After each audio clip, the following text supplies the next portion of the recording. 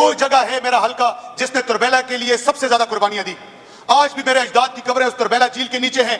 جو اسٹیٹ ہے اس کو ضلع کا درجہ دیا جائے.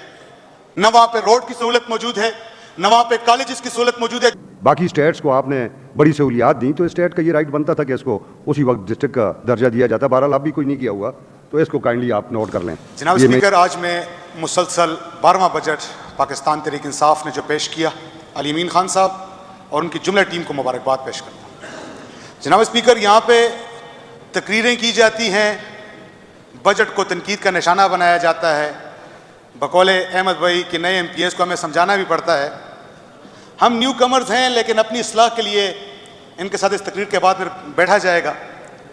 جناب اسپیکر, یہاں پہ جو آپ لوگوں نے ہی ایک صوبے کو دیوالیہ کے نعرے لگائے کہ صوبہ دیوالیہ ہو چکا ہے, اس کے پاس تنخواہوں کے پیسے نہیں ہیں, اس دفعہ ہم نے سرپلس بجٹ پیش کیا, آپ لوگ کہتے ہیں کہ آپ نے خرچہ کم کیا. ہم جو بھی کریں, ہم جو کام بھی کریں, جیسے بھی کریں, ہم آپ کی آنکھوں کے بال ہیں, آپ کو کبھی نہیں کرتے. آپ ہمیشہ ہر جگہ پہ ایک ہی بات کرتے ہیں کہ ہم نے 18ویں ترمیم پیش کی, ہماری اتحادی حکومت نے فلاں کیا.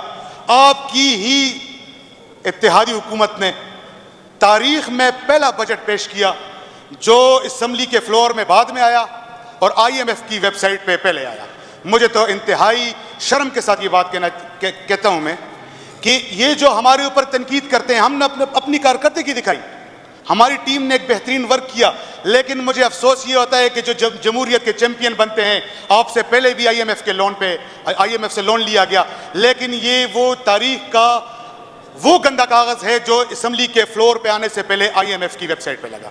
جناب اسپیکر, ہمارے مرشد عمران خان کے ویژن کے مطابق جو ہم نے لوگوں کے ساتھ وعدہ کیا, اس کو ہی ملحوظ ہاتھ رکھ کے لوگوں نے ہماری کارکردگی کو دیکھ کے آج مسلسل تیسری دفعہ ہمیں ووٹ دیا. جناب اسپیکر, نہ صرف ووٹ دیا پر ووٹ کے اوپر انہوں نے پیرا دے کے جو 17 سیٹوں والی حکومت کو مرکز میں حکومت دی, اس طرح انہوں نے اپنے ووٹ پہ پیرا دیا, اور آج KPK میں 2 تہائی اکثریت سے زیادہ پاکستان تحریک انصاف کی حکومت ہے. جناب اسپیکر, سب سے میرے لیے بحیثیت MPA اور ایک بیکورڈ علاقے کے نمائندہ ہونے کی حیثیت سے میں سب سے زیادہ خوش ہوں ایجوکیشن ایمرجنسی جو انہوں نے ہمارے ساتھ بجٹ میں وعدہ کیا. جناب اسپیکر, ناخواندگی میں میرا حلقہ بہت پیچھے 50% سے کم ہے. میں اس کو اپریشیٹ کرتا ہوں اور انشاءاللہ ہمارے حلقے میں اس کے اچھے ثمرات انشاءاللہ سامنے آئیں گے. جناب اسپیکر, یہاں پہ بات ہوئی کہ 314 ارب روپے 1973 کے بعد KPK کو دیے, سب سے پہلے نون لیگ نے دیے, اس کے بعد پیپل پارٹی نے دیے, اس کے بعد پاکستان تحریک انصاف نے دیے. جناب اسپیکر, پاکستان تحریک انصاف کی حکومت بڑے افسوس کے ساتھ کہہ رہا ہوں کہ صرف 3.5 سال رہی.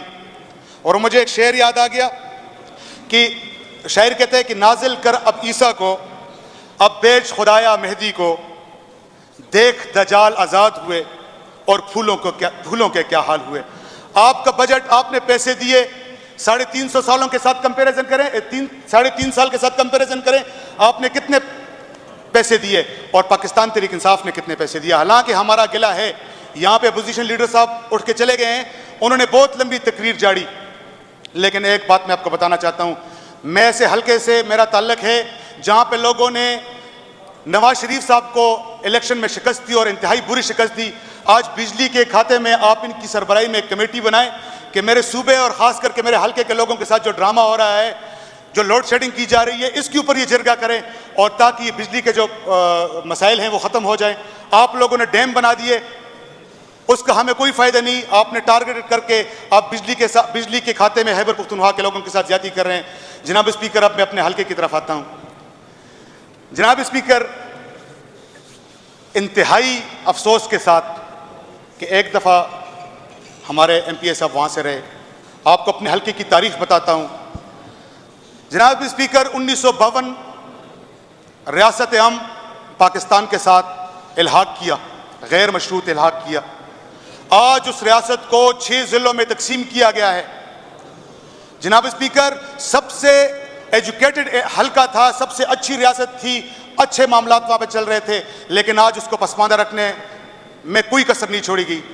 اور اس پارلیمنٹ کو بھی یہ بتانا چاہتا ہوں کہ وہ جگہ ہے میرا حلقہ جس نے تربیلا کے لیے سب سے زیادہ قربانیاں دی. آج بھی میرے اجداد کی قبریں اس تربیلا جھیل کے نیچے ہیں. میرا اس ڈیم سے مجھے کوئی فائدہ نہیں, نہ مجھے آپ کی نیٹ ہائیڈل پروفٹ ملا, نہ مجھے جو وفاق کی باتیں کرتے ہیں یا صوبے کی باتیں کرتے ہیں, نہ مجھے نیٹ ہائیڈل پروفٹ ملا, نہ مجھے ضلع کا درجہ دیا گیا, نہ میرے علاقے کی محرومیوں کو ختم کیا گیا. اگر یہ مصنوعی ہیں یا مکمل طور پہ ان کا خاتمہ کیا, مجھے تو ایک چیز نظر نہیں آتی. ایک لوور مڈل کلاس سے میرا تعلق ہے.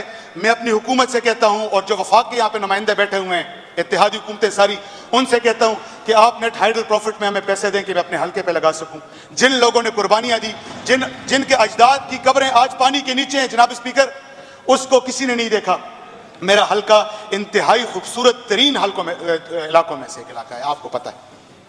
نہ وہاں پہ روڈ کی سہولت موجود ہے, نہ وہاں پہ کالجز کی سہولت موجود ہے, جو ہے وہاں پہ سٹاف ہی نہیں ہے. منسٹر صاحب نے مجھے یہ یقین دہانی کرائی کہ بجٹ کے بعد انشاءاللہ سٹاف پورا کیا جائے گا.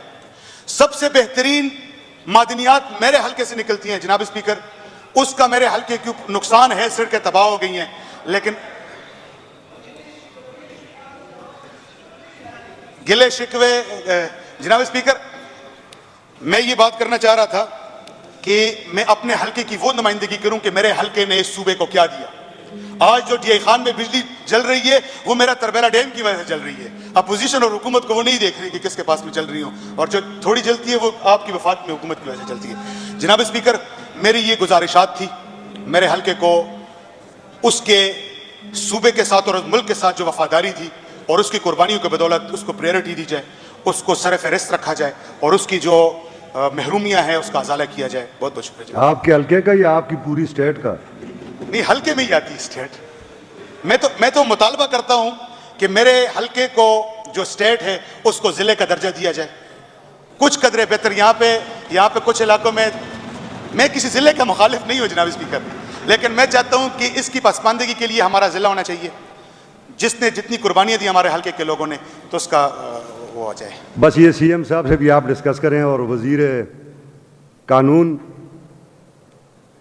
یہ بالکل جو بات کر رہے ہیں اکرام اللہ غازی, یہ ہم اسٹیٹ 1952 میں مرج ہوئی تھی پاکستان کے ساتھ, بڑی اسٹیٹ تھی.